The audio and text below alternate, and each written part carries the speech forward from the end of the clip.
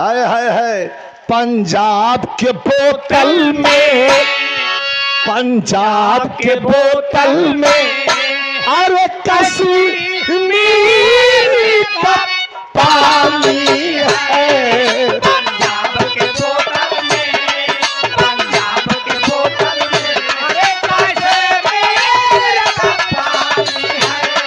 पंजाब के बोतल में, पंजाब के बोतल में, कश्मीर का पानी है। बिरहा का रीढ़ ही कुल तर्ज रहल। एक लाइन और कितना सुंदर रहल कि पंजाब के बोतल में कश्मीर का पानी है। पंजाब के बोतल में कश्मीर का पानी है। पंजाब के बोतल में कश्मीर का पानी है। अरे कश्मीर का पानी है। लखनऊ की नजाकत है, नजाकत एक सीधा कदवा लखनऊ की नजाकत है। एक मतलब नहीं है नजाकत, लखनऊ की नजाकत है, लखनऊ की नजाकत है। अरे बॉम्बे की जवानी है। लखनऊ की नजाकत है। लखनऊ की नजाकत है। अरे बॉम्बे की जवानी है। लखनऊ की नजाकत है। लखनऊ की नजाकत है। अरे बॉम्बे की जवानी है। कभी कहा थवन कि जंगसाली जवानों के, सुना सुना बिरसाई बाजार में नाम लिखा जाए कह देवा तनी 2 रुपया के बिरसाई दे दा। बाजार में नाम बिकाती खून में होले। कभी कहत हमन कि जंगसाली जवानों के, अरे जंगसाली जवानों के, अरे तलवार पे पानी था। जंगसाली जवानों के, जंगसाली जवानों के, तलवार पे पानी था। जंगसाली जवानों के, जंगसाली जवानों के, तलवार पे पानी था। अब कहानी का शुरुआत हो गई। बिरहा का मेन भाव कहानी हो। कहानी अगर बात उथड़ गई तो बिरहा का मतलब कोनो नहीं हो। ध्यान से सुनी है, बतौलिए कि फिल्म चली, अगर ध्यान से सुनी है तो लगी कि विजुअल फिल्म दिखत है। कहानी कैसे शुरुआत भइल।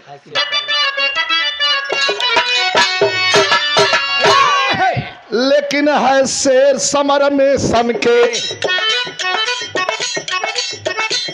है शेर समर में सन के, जब खन का खूनी खंजर, है शेर समर में सन के, जब खन का खूनी खंजर, कर जाए नजर में जो भी आ जाए मौत के मंजर।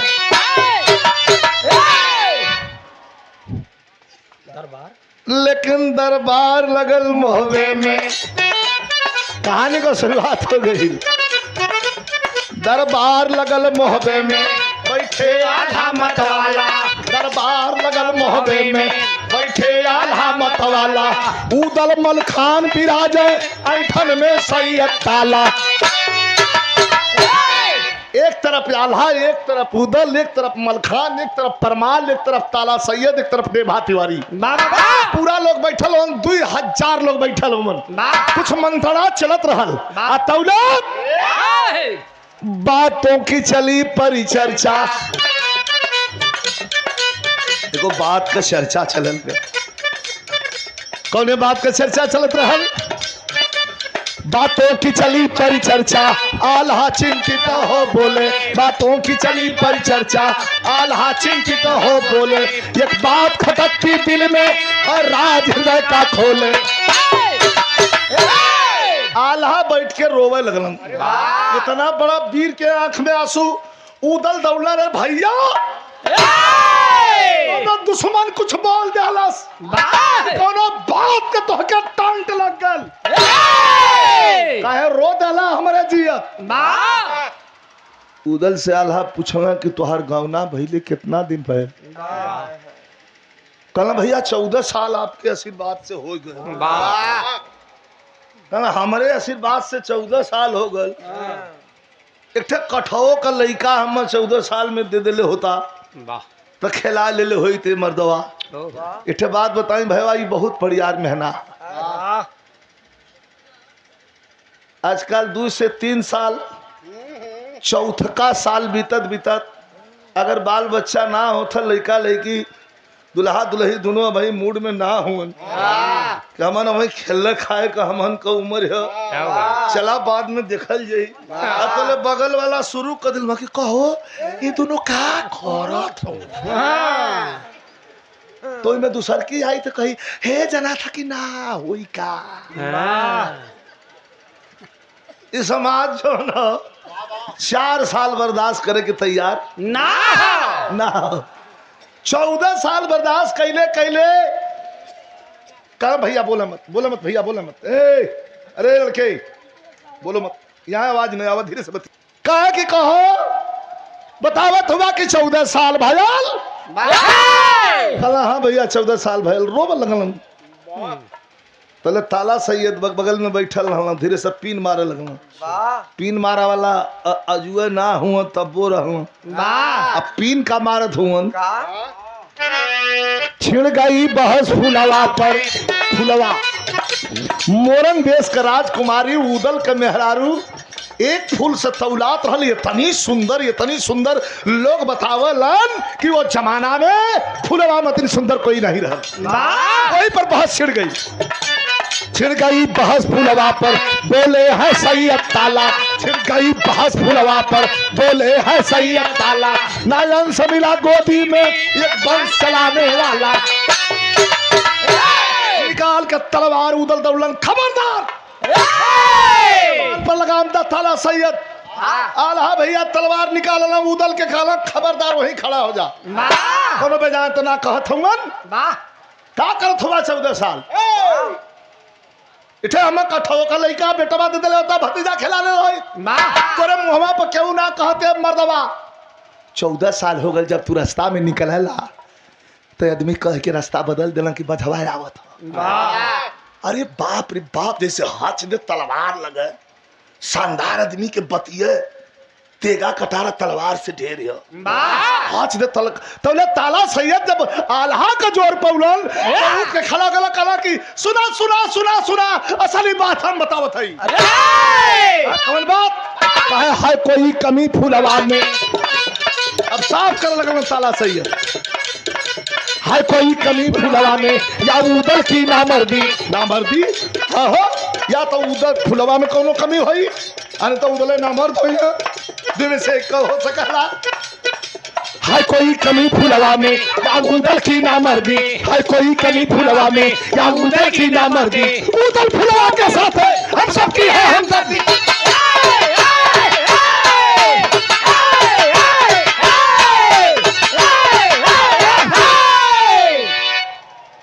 या तो कोनो कमी फुलवा में होई अरे तो उदले नामर्द हुई है। हाथ दे तलवार कटकलेजे में उतर गई, तीर उतर गई, बात का तीर। आंख में मोटा मोटा आंसू लेके आंख में मोटा मोटा आंसू लेके और उदल वहां से दरबार से उठना चल गई। अब देखा यह सवती का खुनूस कठौती। सवती का खुनूस कठौती कहाँ उतरत बा।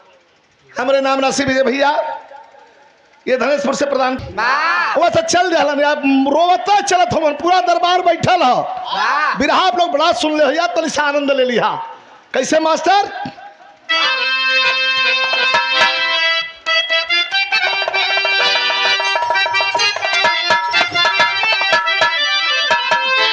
कभी कहत हुआ कि खंजरिया पेगा,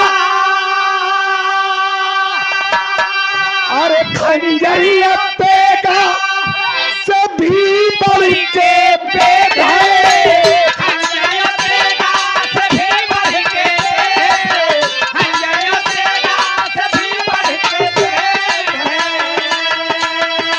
अरे खंजरिया पेगा सभी बढ़ के पेग है। बतिया का चोट ही कर जवा के छेद, बतिया का चोट बतिया का चोट के छेद, बतिया का चोट यही कर जवा के छेद।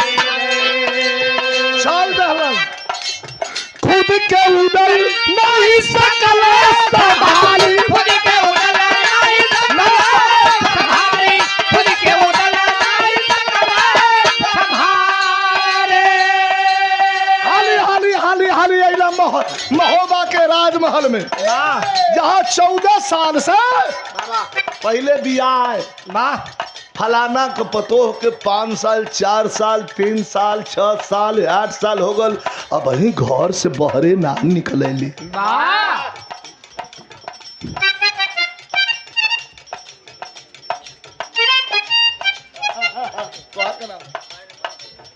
मंटू बाबू हमारे हीरा भैया, हीरा सवार, घोड़े के बड़े अच्छे सवार। हाँ बताओ, सौजन्य से वीर बहादुर भैया मंटू बाबू ये पुरस्कार प्रदान के लिए शुभ आशीर्वाद।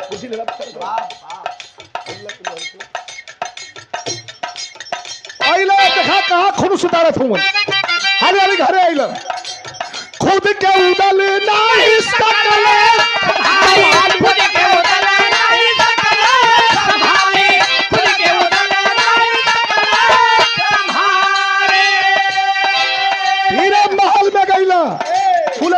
बैठ के सिंगार करत रहा, आधा सिंगारवा कैले रहल तो कैले का खुद के उदल नहीं सकल संभाली, वही फूलवा के मोह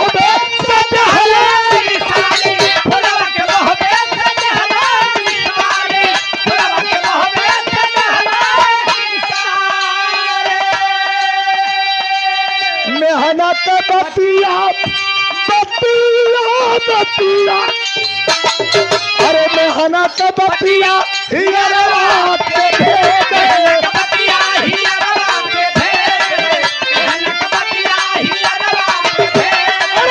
मेहनत बतिया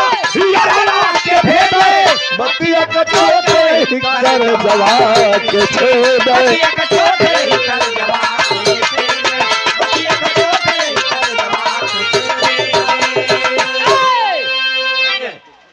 ये हमारे संजय यादव भैया चकल ने संभारी 14 साल का प्रेम।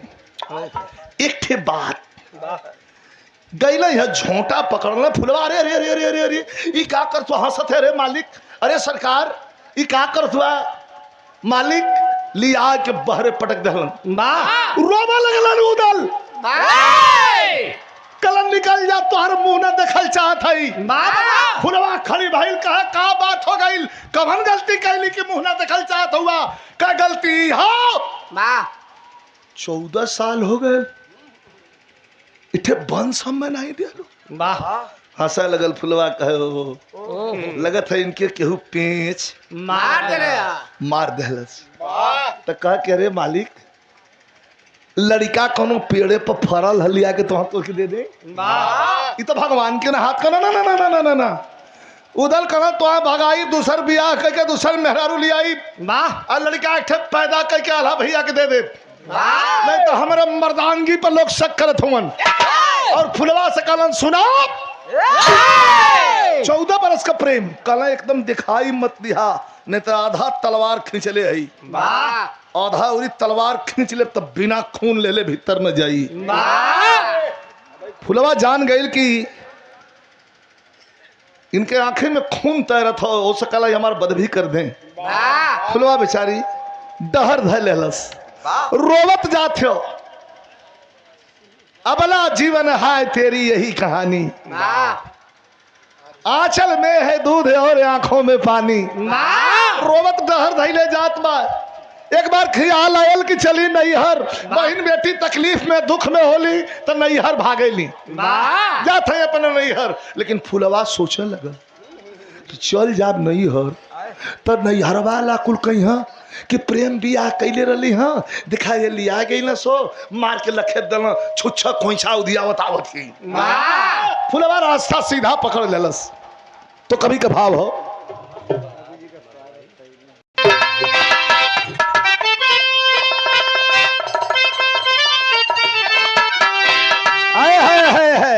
हमारे होता ही फिल्म का तर्ज, लेकिन हमारे उस्ताद बड़ा आनंद के गाँव के कैसे कि चढ़ाता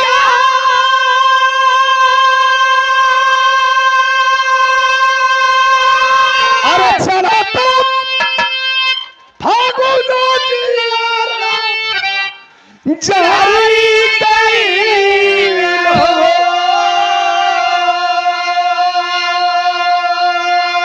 मोर साथ सनैया। ऐसे बढ़िया भाव बिरहा का फुलवा चलल कैसे? लजिया, अरे लजिया के मारे ना नहीं हारी हो कि भटकत फुलावा बेचारी माई हारी हो। मल्हार मल्हार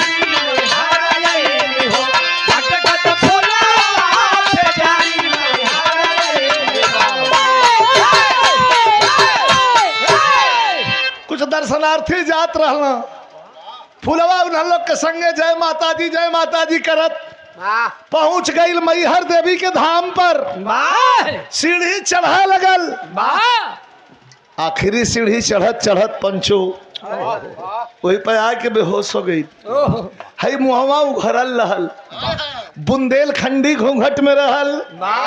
बुंदेलखंडी घूंघट इतना होबे करला, मुहवा उघर गल रहल, बेहोश मूर्छित हो गई।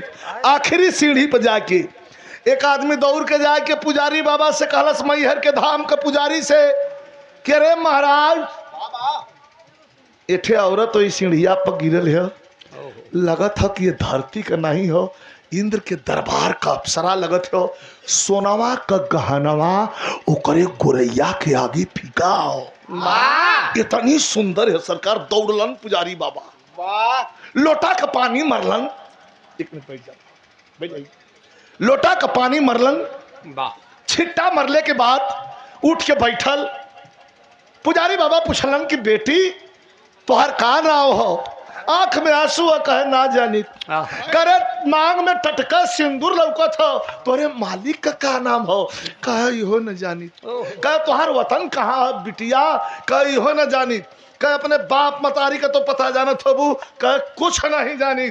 पुजारी बाबा कहना हम समझ गईली, जब केहू के ना जाने लू अपन नमो न जानत हो, ते मैहर के धाम पर आ हमार बहन चाहे हमार बेटी बनके माई का सेवा करा, माई का सेवा करा। 2 टिक्कर लगावा बिटिया, एक टिक्कर हम खाई बैठे तू खा, चिंता मत कर। यहाँ दरबार भगवती का हो, यहाँ न्याय होला।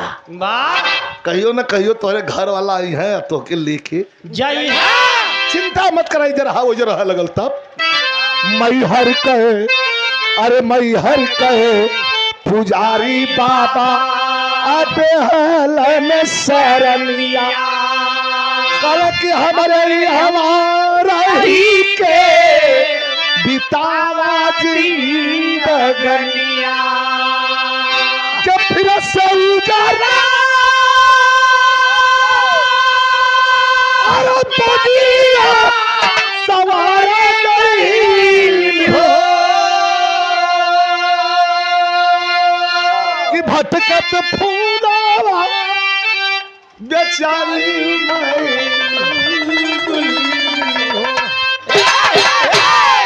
से उजरल बगिया सवर गईली हो। वही जब लगल अपन बर्तन उर्तन कुल जौन रहल माई का पूजा वाला कुल साफ उफ करे, नहा धो के पूजा करे। मन में बहुत दुख दुधार रोज रोज ले कि हमारे इतना अपमान हमसे प्रेम कैले रहो, उनके ऐसा ना चाहत रहल। लेकिन एक बात बता दें, पुरुष बली नहीं होता है समय होत बलवान। 20 दिन मैहर के धाम पर बीतल है। 20 दिन का अर्थ क्षमा करी है, बताई ना तो अधूरा हो जाई बात। ब्रह्मा के द्वारा सृष्टि के संचार बदे रचित औरतन का एक धर्म होला, वो धर्म का नाम हो मासिक धर्म। 20 दिन बीतल रहल तो महोबा से निकाल के फेंक दहलन। अब 20 दिन बीतल यहाँ तब 20 20 40 तो कभी के लेखनी कुछ मंद मंद मुस्कुरा के आगे बढ़त है। कैसे मास्टर कभी के लेखनी मुस्कुरा देले कुल नीक नीक जवन लगत है, ये आप लोगों का प्यार, आप लोगों का स्नेह नीक लगत है। नहीं तो कहाँ आदमी के आदमी पसंद करत बा। लड़का भले अपन छाट के पसंद कर ले थोड़ा आवत है वही जब पहुंचत है जहाँ जहाँ आप सोचत हुआ हम वही धीरे धीरे पहुंचे थे तब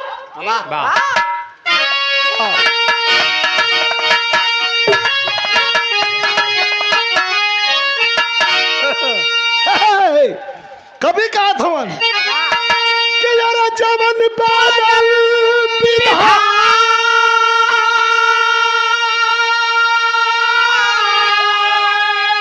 खुला था कि जवन बादल बिरहा उलट फेर नहीं थे, अरे उलट फेर नहीं थे के ऊपर वाला के घर में अंधेर नहीं थे।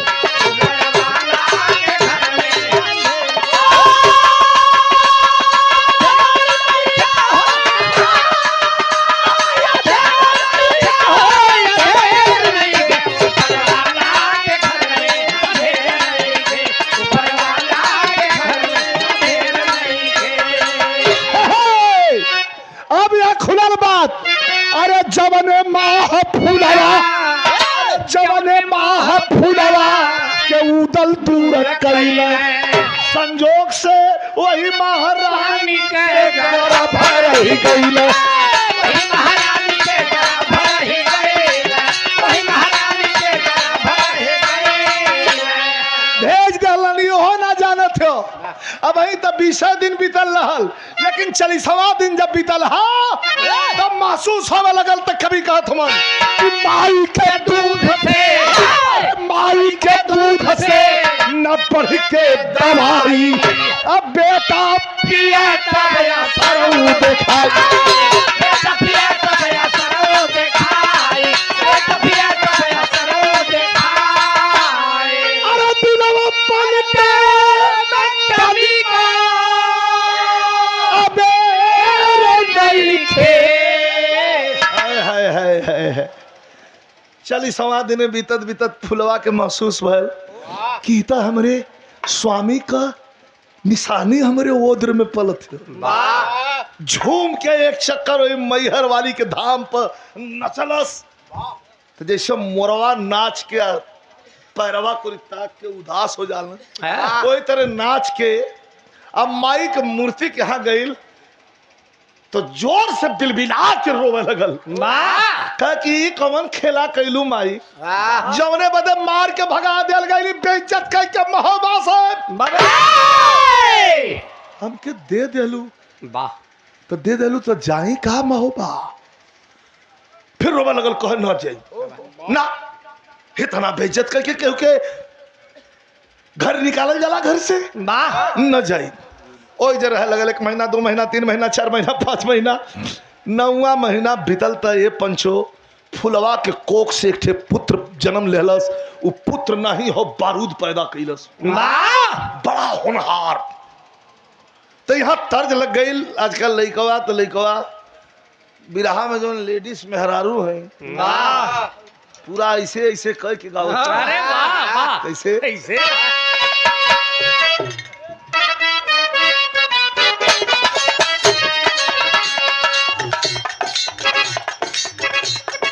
अरे लागे मिजाज अभी सही नहीं है, लागे मिजाज अभी सही नहीं है, लागे मिजाज अभी सही नहीं है। महल मठाई तो दही नहीं है, महल मठाई तो दही नहीं है, महल मठाई तो दही नहीं है।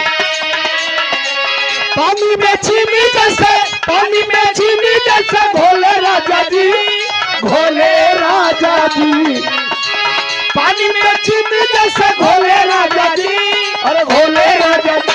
कमरिया बोले, कमरिया बोले, अरे कमरिया बोले बोले बोले बोले बोले राजा जी, कमरिया बोले बोले बोले बोले बोले राजा जी, कमरिया बोले बोले बोले बोले बोले राजा। लेकिन कभी कहा फुलवा के बेटा जब भइले, फुलवा का बेटा जब भइले हो, फुलवा का बेटा जब भइले हो, नाम हमर जीत बाबा धइले हो, नाम अमरजीत बाबा भइले हो, नाम अमरजीत बाबा भइले हो। अरे जोश का पारा चढ़े, जोश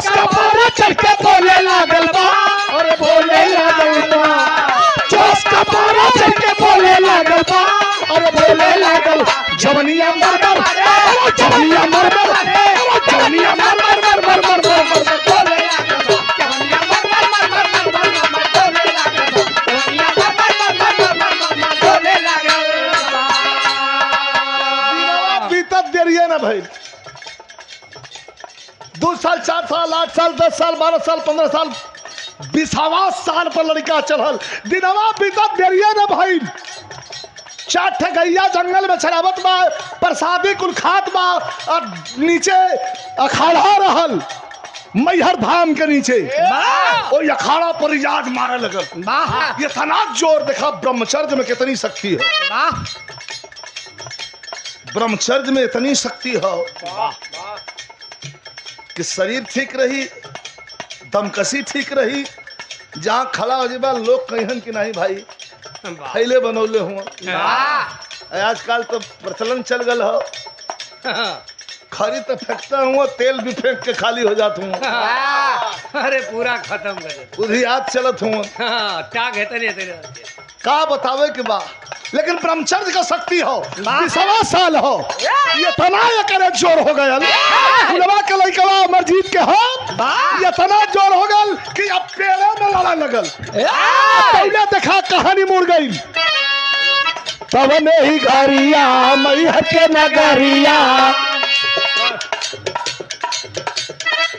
तब ही घरिया मैहर के नगरिया अइले आल्हाए काहे उधर का बड़का भैया आल्हा मैहर माई का पुजारी रहला न आ गई ना वो नहान स्नान करके और ये अखाड़े पर जाके लंगोटा जंघिया बांध के और रियाज लगना देख गरमावल देखला बगरिया में एक लड़का है वो फुलवा का लड़का रहल रियाज मारत बा धरती पसीना से पौटल बा इनके ईर्ष्या होखे लगल हे सारे का देखा चिन्हत है कि हम आल्हा हैं हे लड़का घमंड में आल्हा कल रे कहाँ घर रे हला भल का मरवा एकदम दुष्ट हुआ का तनी कायदे से बोला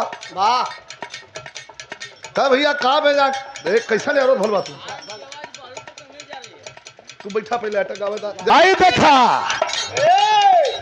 तब ही घरिया मैहर के नगरिया अइले आल्हाए काहे अखाड़े पर भेंट अमरजीत से भइल बा बोलो ना हे लड़का आओ कहे का बात हो कहा के लड़ ले बड़ा रियाज मारत हुए बड़ा लड़े ले का रे कहे कि अकेला आल हुआ के का देने के लेके आल हो लइकवा करत आल्हा थे कहला नहीं अकेला आल है कहे तब मत लड़ा कहे कि पटक देते थे उठा के तू ले जाए वहां चाहिए अरे साला अरे देखा आला कहला अच्छा अच्छा सकल गोह भी नहीं पाड़ा बेटा अरे तब ही घरिया मैहर के नगरिया अइले आल्हाए काहे अखाड़े पर भेंट अमरजीत से भइल धड़कन करे जा धक्का धक हाथ में नवर भाई ना मन बतावा हाथ में नवर भाई चोर या जवान भाई हाथ में नवर भाई जोर नवर भाई हाथ में नवर भाई जोर नवर भाई हाथ में नवर भाई चोर या नवर भाई देखा देखा न पूरा ताकत नवर भाई देखा देखा पूरा ताकत नवर भाई देखा देखा पूरा ताकत नवर भाई नशा नशा लइका जब छोड़े लागल बा निचोड़े लागल अरे नशा नशा लइका जब छोड़े लागल बा निचोड़े लागल जवनिया मर मर जवनिया मर मर जवनिया मर मर छोड़े लागल बा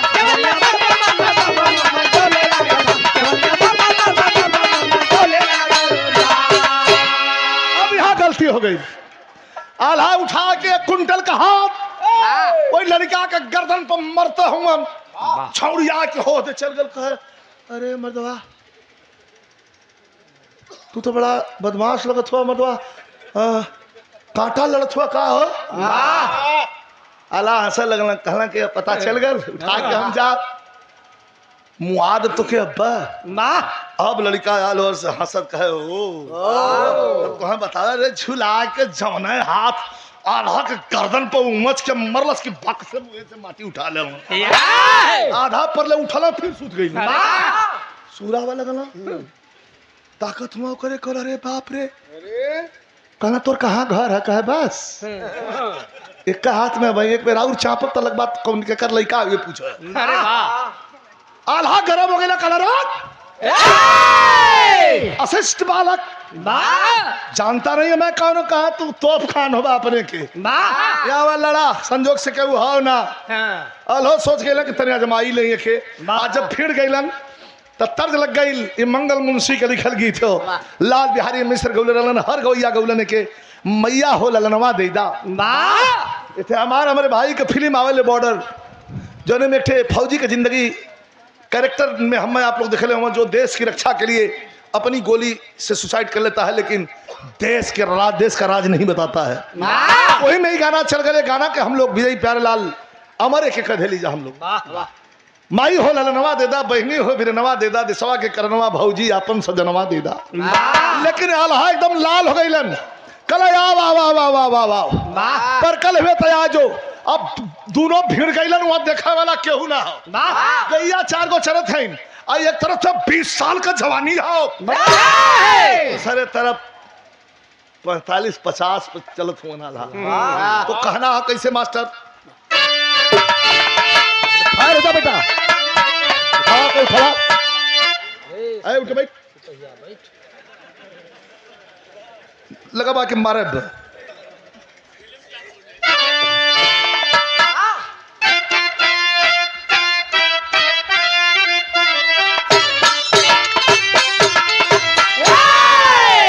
आए है आल्हा लेके पैतरा जब चलन तो क्रोध में जब भैलन तो कैसे हो मास्टर अरे मुट्ठी जब की भी चले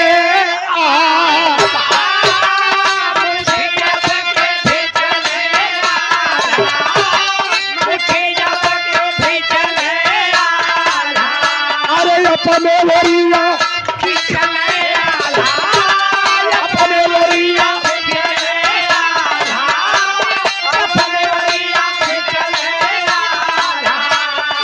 पहले तो जमाल जैसे पहले तो जमाल जैसे और कपड़ा जैसे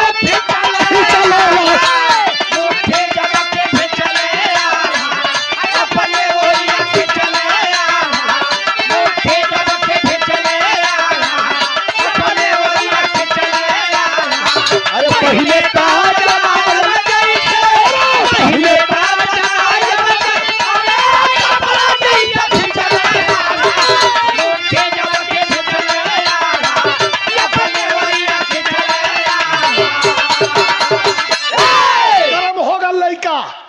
पता ना हो कि हमारा खानदान है लेकिन भड़कल बारूद जैसे अरे यारी पहाड़ ऊपर भड़कल बारूद जैसे आल्हा के उठौल सलरिका आल्हा के उठौल सलरिका अरे भोबिया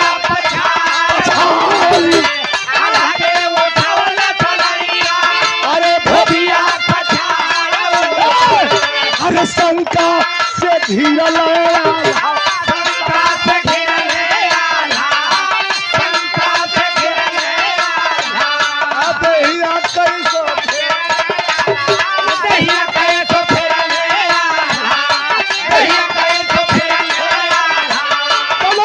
समूला पानी समूला पानी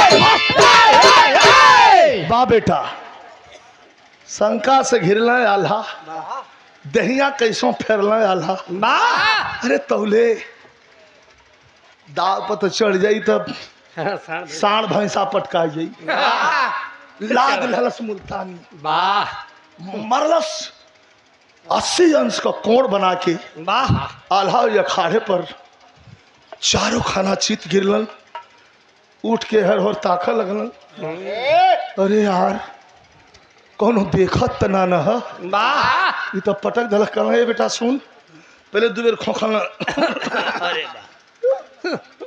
तो सुन का के कर लेके आवे हम कहलिए ना कि पटक दे तो लगा माई बाबू को पूछा जा तुम कोई बुजुर्ग हुआ तो छोड़त है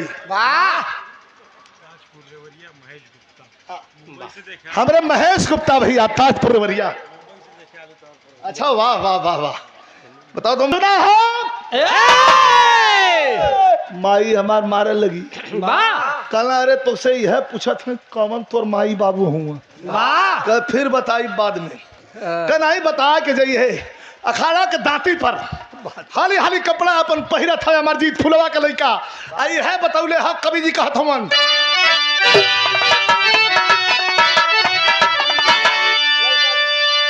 का कहलस मास्टर ललकारी जब माई के बुधावा ललकारी जब माई के बुधावा अरे लड़के शेर समर में पटक के सीना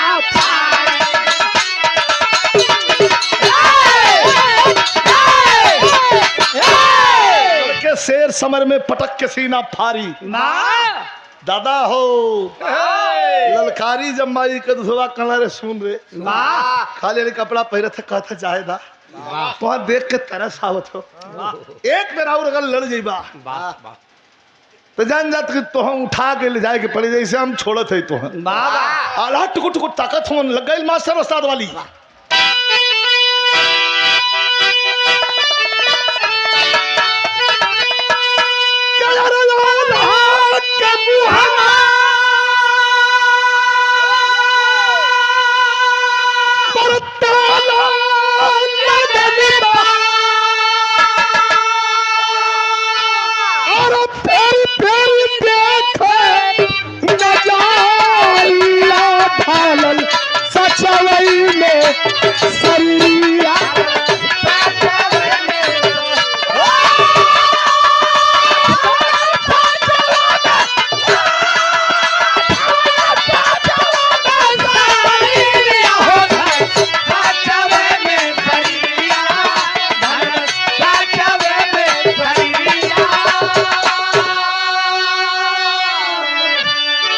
हल्का मत लिहा दिसावर नाटा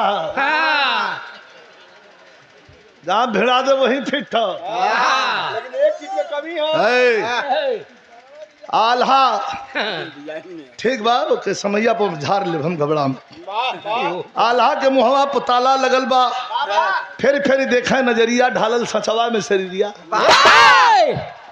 ये बेटा यहाँ आप आल्हा पूछत हूँ के कर लाल हौआ के कर लाल हौआ कहाँ वतनवा कवन मतारी तो हर कैले पलनावा कौन हतारी तो हर कैले पलनावा कौन हतारी तो हर कैले पलनावा भागल गई लेके वही जंगल में अदृश्य होगा पता ना हो वही जैसे हाथ जोड़ना मई हर माई का कहना हे भगवती माफ करिया मावा पटक के मूड खराब कर दल सरवा हम दर्शन करे कवन मुंह लेके आई माई हम ना आवत है जात है दूसरे बार आई ना जब महोबा में उदल से भेंट भैल उदल कहना भैया तोहर मोहवा कैसन ओरमल है कहना कैसन कहना कैसन झौसले मतिन लगत हो कहना तो नहीं कुछ तो हो अंदर जो तोरे चलत हो बतावा का बात हो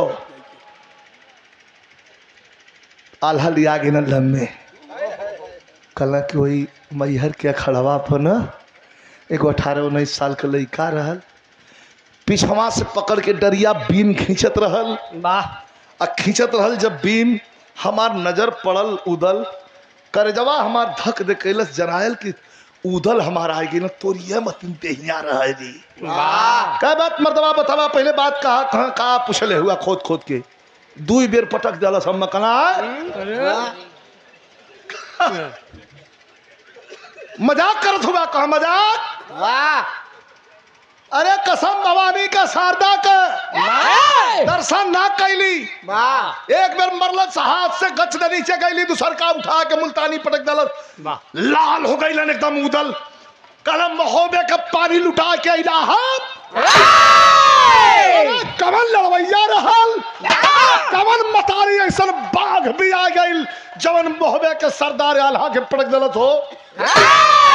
ओकर नाम बतावा कहाँ करल सारे के हम पटक के बदला ले कहल का जनी वही जंगलवे में भाग गए। वाह लगवा चाप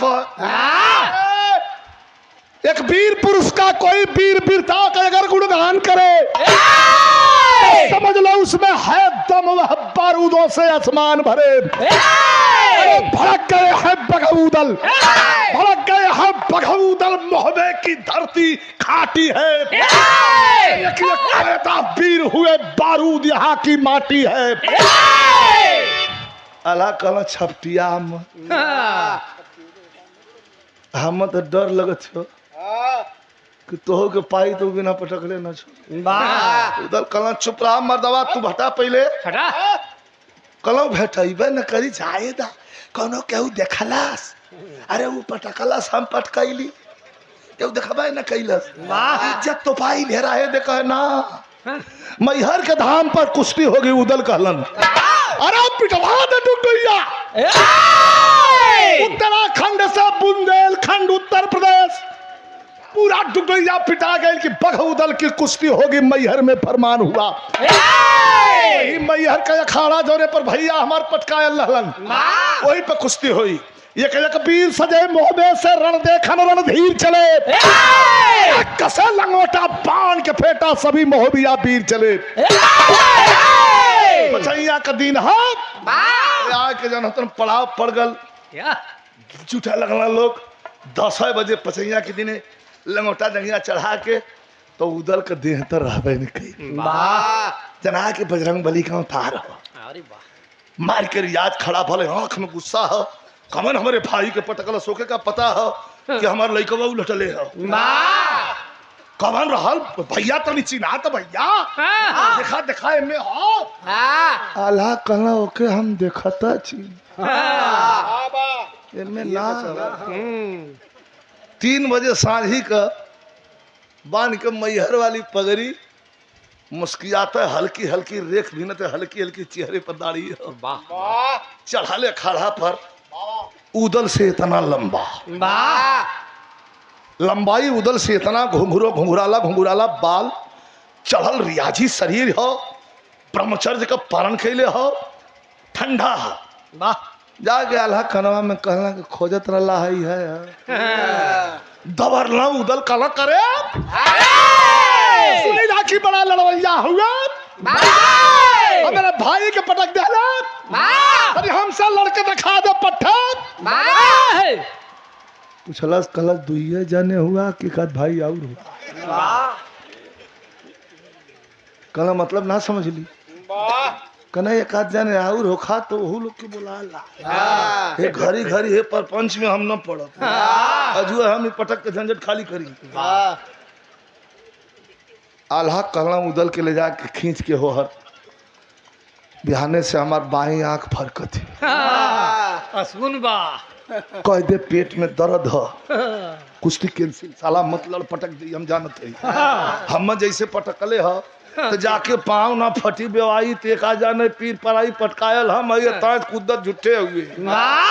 अरे तोहके उदल के मलखान के डेभा तिवारी ताला सैयद 5 जाने के लगातार अखाड़ा पर आल्हा लड़ावा इतनी ताकत रहल आल्हा के कह हम 5 जाने को जोर कराइला तो हम कहना कह हाँ जब हम पटक दिला तो भाई मतलब अलाउंस कर दे कि हमारे पेट में आज दर्द हो और रातों रात यहाँ से निकल चला।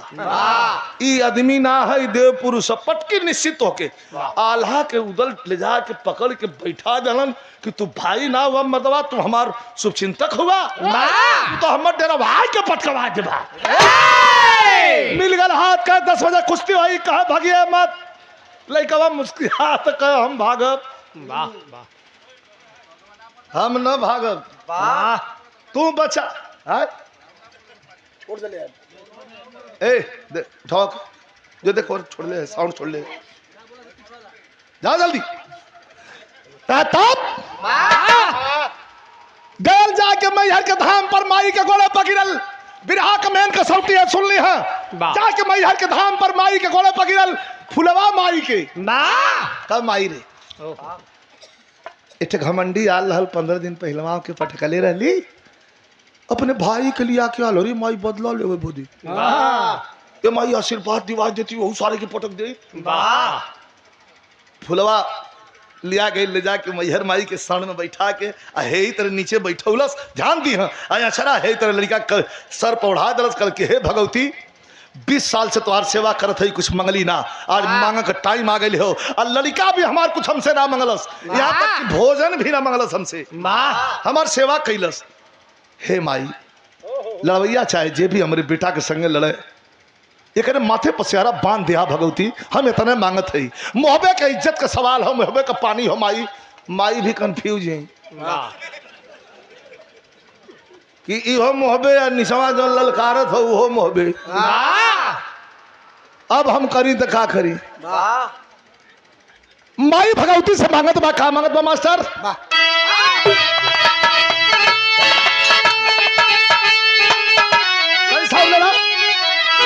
कैसे खड़ करा आए है कहा कि कुश्ती में,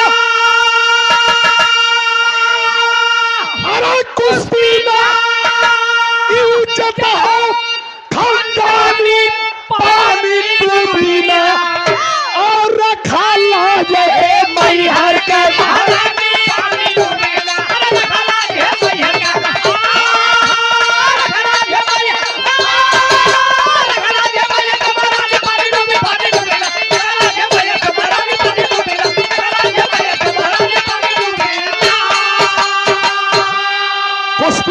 इज्जत हो खानदानी पानी डूबी ना, रखा लाज है मैहर के आगे के टाके उठाओ, रखा लाज है मैहर के महारानी पानी डूबी ना। आयल आशीर्वाद लेके तौले मास्टर, अरे खून से खून कला खाए, खून से खून कला खाए, तो भैया आज भिड़ंत हो, बिना के बन जाए मर्जी, चरखी पर घुमल तुरंत हो। खून से खून के अखाड़े पर भइल आज भिड़ंत हो, मिला के पंजाय हमर जीत। जब वही हथवा मिलौलस, रूम घूम गल, आल्हा बैठ के लगना हनुमान चालीसा पढ़े, फिर दौड़ना उदल से कहना काहे न मान जा, उदल हटा देलन, हसला उदल, हसला उदल, करत पान छलखानी पानी डूबी ना, एक मिनट में तो खत्म पानी डूबी ना।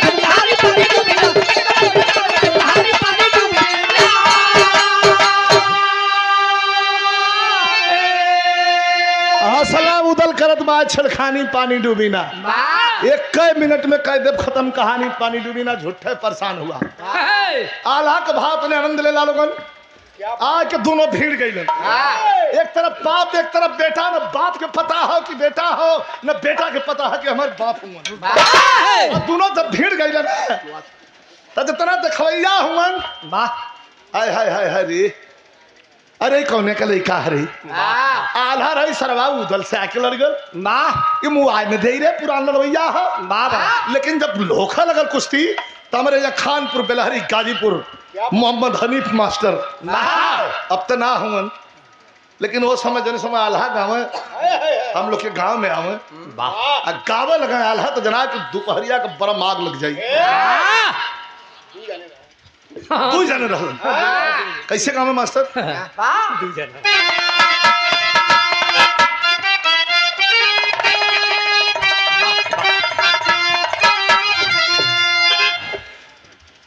लड़ गईलन दोनों तो भाव हो के लोहा के लोहा जब काटे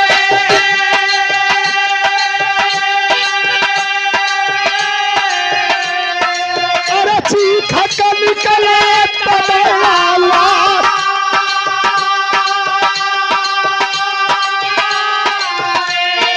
अरे अपने ओर खींचे बघौदा